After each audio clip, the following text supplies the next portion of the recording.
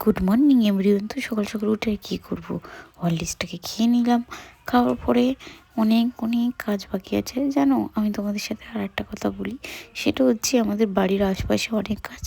কেউ যদি দেখে না থাকো তাহলে আমাদের পরে ভিডিওতে দেখে নেবে। তো এখানে জানো, আমি যখন নতুন এসেছিলাম তখন এখানে অনেক জঙ্গল ছিল, আর তারপরে আমরা এখানে ঘর করি।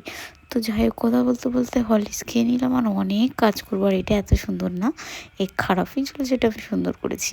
তো তারপরে একটা একটা করে কাজ করতে করতে তোমার সাথে গল্পগুলো শেয়ার করি।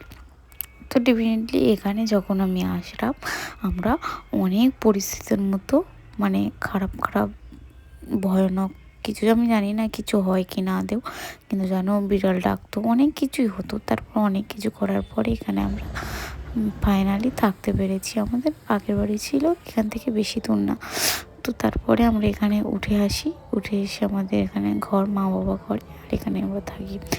তারপরে এগুলো অগোছালো জিনিস ভালো লাগে না, আমার মারও ভালো লাগে না। আমার মা আর আমার পুচকেটা ওইদিকে ঘুরতে গেছে, আর আমি এই সুযোগে অনেক কিছু করে নিচ্ছি, কারণ পুচকে বাড়ি থাকলে কিছু করা অসম্ভব। তো সেই কারণে আমি এখানে কাজগুলো একটা একটা